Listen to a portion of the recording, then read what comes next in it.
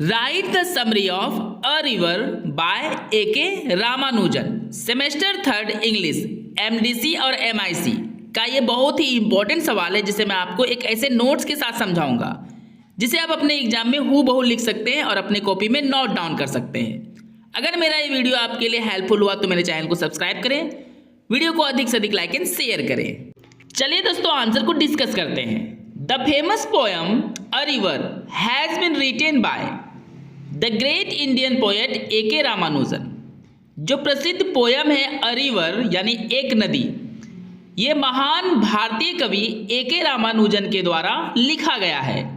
Who was not only a poet, जो केवल एक पोएट नहीं थे, but also play right, professor, translator and scholar. यानी पोएट के साथ साथ दोस्तों ये प्ले राइट थे, प्रोफेसर थे, ट्रांसलेटर थे एंड स्कॉलर थे। He was born in 1929 and left this world in 1993। A.K. Ramanujan का जन्म 1929 में हुआ था और उन्होंने इस दुनिया को छोड़ दिया 1993 में, मतलब इनकी मौत 1993 में हो गई। He wrote many popular poems and plays which are liked by readers as well as critics।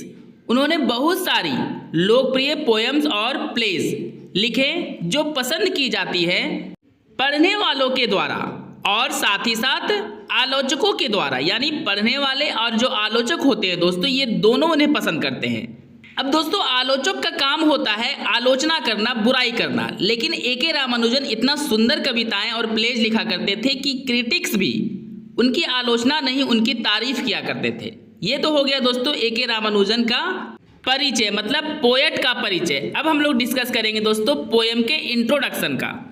The great poet A.K. Ramanujan has tried to reveal about a river of the city Madurai। महान कवि A.K. Ramanujan ने उजागर करने की कोशिश की है एक नदी के बारे में जो मदुराई नामक शहर में बहती है। थ्रू दिस पोएम, इस पोएम के द्वारा यानी अ रिवर पोएम के द्वारा, the poet has tried to show that often poets explain about the terrific scene of the river. कवि ने दिखाने की कोशिश की है कि प्रायः जो कवि होते हैं वह नदी के भयानक सीन के बारे में एक्सप्लेन करते हैं, उसकी चर्चा करते हैं। But never try to show that the rivers don't remain only destroyer. लेकिन कभी भी यह दिखाने की कोशिश नहीं करते हैं कि नदियाँ जो होती है हमेशा विनाशकारी केवल नहीं होती है और नहीं रहती है। It also remains calm and gives the life of the people from its water। नदी शांत भी होती है यानी रहती है और लोगों को जीवन प्रदान करती है अपने पानी से। The poet also says that, poet ये भी कहते हैं कि this city is the birthplace of many great poets and also the city of temples। कि दोस्तों ये जो शहर है मदुराई, ये जन्म स्थान है बहुत सारे महान कवियों का और ये शहर है मंदिरों का, मतलब इस शहर मदुराई में बहुत सारे मंदिर हैं। दोस्तों अब हम लोग पोएम के बारे में डिस्कस करेंगे। The poem begins with the description of a river. Poem की शुरुआत ही होती है दोस्तों एक नदी के वर्णन से। Which flows through the city of Madurai. और ये नदी दोस्तों मदुराई के शहर में बहती है। This is a holy city where there are many temples and holy places. ये जो दोस्तों मदुराई शहर है ये एक पवित्र शहर है जहाँ पे बहुत सारे मंदिरें हैं और ये जो शहर है एक पवित्र जगह है। एज वेल एज, साथ ही साथ, here many great poets have born.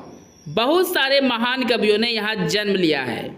The poet discusses all this in the first stanza of the poem. कवि ने दोस्तों इन सभी का वर्णन, मतलब मदुराई शहर के नदी का वर्णन, यहाँ के कवियों का वर्णन और यहाँ के मंदिरों का वर्णन, यहाँ तक कि यहाँ के पवित्र स्थलों का वर्णन कविता के पहले स्टांजा में ही किए हैं। Further the poet says that, आगे पोएट कहते हैं कि इन समर, गर्मी में, the sand of the river comes out. नदी के जो बालू होते हैं वो बाहर आ जाते हैं क्योंकि नदी तो दोस्तों सूख जाता है। And looks due to drying of the river. और दोस्तों नदी में बालू इसलिए दिखाई देते हैं क्योंकि नदी सूख जाती है, जैसा कि मैंने आपको ऑलरेडी बता दिया है। अक्सर आपने भी देखा होगा कि गर्मी के दिनों में नदियाँ सूख जाती है। नदी का जो जल होता है उसका स्तर काफ़ी नीचे चला जाता है, जिसके कारण जो बालू होते हैं वो ऊपर आ जाते हैं और सब तरफ बालू ही बालू दिखाई देते हैं। इसी के बारे में यहाँ पे पोएट हमें बताना चाहते हैं।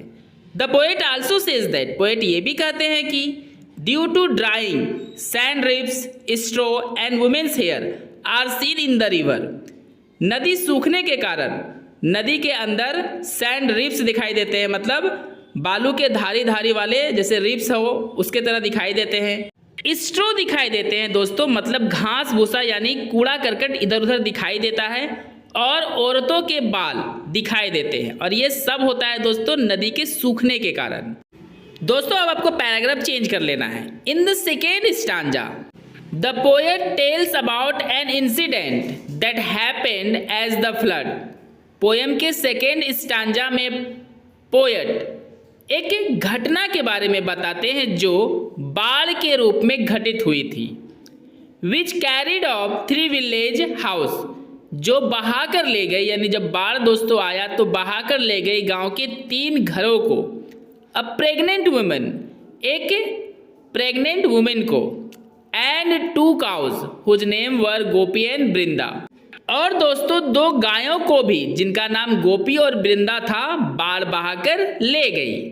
The poet also says that, poet यह भी कहते हैं कि the new poets often quote to the old poets, कि जो नए पोएट्स होते हैं वे प्रायः पुराने पोएट्स को ही कोट करते हैं, मतलब पुराने पोएट्स के बातों को और उनके अनुसार लिखे गए चीज़ों को ही लिखते हैं, कुछ नया नहीं करते हैं। Not to create new things, मतलब कुछ नई चीज़ों की रचना नहीं करते हैं, पुराने पोएट्स की ही रचना को कॉपी करते हैं। Further the poet says that, आगे पोएट कहते हैं कि no one is talking about that pregnant lady whose twins perhaps kicked at before the birth, कि कोई भी बात नहीं करता उस गर्भवती माँ की, यानी उस गर्भवती महिला की जिसके गर्भ में 2 बच्चे थे यानी ट्विंस थे, और जन्म से पहले ही वो लात मारते होंगे, खेलते कूदते होंगे माँ के गर्भ में, और दोस्तों बाढ़ के कारण ये दोनों जन्म से पहले ही मर जाते हैं। He says that once in a year, वह कहते हैं कि साल में एक बार the poet can write about the river, poet नदी के बारे में लिख सकते हैं, and then it carries away in the first half hour 3 villages, 2 cows and a pregnant woman who was expected twins, और तब जैसे ही बाढ़ आती है नदी में तो पहले आधे घंटे में ही गांव के 3 घरों को, 2 गायों को और एक प्रेग्नेंट वुमेन को जिसके गर्भ में एक ट्विंस था, मतलब जुड़वा बच्चे थे, उसको बहाकर ले जाती है। The poet also says that, poet यह भी कहते हैं कि the modern poets only praise और क्रिटिसाइज द रिवर, कि जो आधुनिक कवि होते हैं वे केवल या तो तारीफ करते हैं या फिर बुराई करते हैं नदी का। But he doesn't do so, लेकिन जो पोएट हैं रामानुजन ये ऐसा नहीं करते हैं। Because he makes a perfect balance about the river, क्योंकि वो रिवर के बारे में एक उचित बैलेंस बना के रखते हैं, एक संतुलन बना के रखते हैं। क्योंकि दोस्तों नदी केवल तबाही ही नहीं लाती है, नदी के कारण जीवन भी इस दुनिया में संभव होता है उसके पानी के कारण, इसलिए पोएट बैलेंस बना के रखते हैं। ही प्रेजेज एंड क्रिटिसाइज बोथ, इसलिए जो हमारे कवि रामानुजन हैं वो नदी की तारीफ भी करते हैं और उसकी बुराई यानी दोनों करते हैं। दोस्तों मेरा ये नोट्स अगर आपके लिए यूजफुल हुआ है तो कमेंट करके ज़रूर बताएं, और अगर आपको इसी तरह का वीडियो चाहिए पूरा सीरीज तो चैनल को सब्सक्राइब करके जुड़ जाए और वीडियो को अधिक से अधिक लाइक एंड शेयर करें। आपको पैराग्राफ फिर से चेंज कर लेना है। इन द कंक्लूजन यानी संक्षेप में, वी सी दैट, हम देखते हैं कि रियली सच में the poet A.K. Ramanujan had described very well about the river, जो पोएट है A.K. रामानुजन उन्होंने बहुत ही अच्छे तरीके से नदी का वर्णन किए हैं। एंड थ्रू द रिवर, और नदी के द्वारा, he has also revealed the condition of human being, मानव जाति के स्थिति को भी उजागर किए हैं।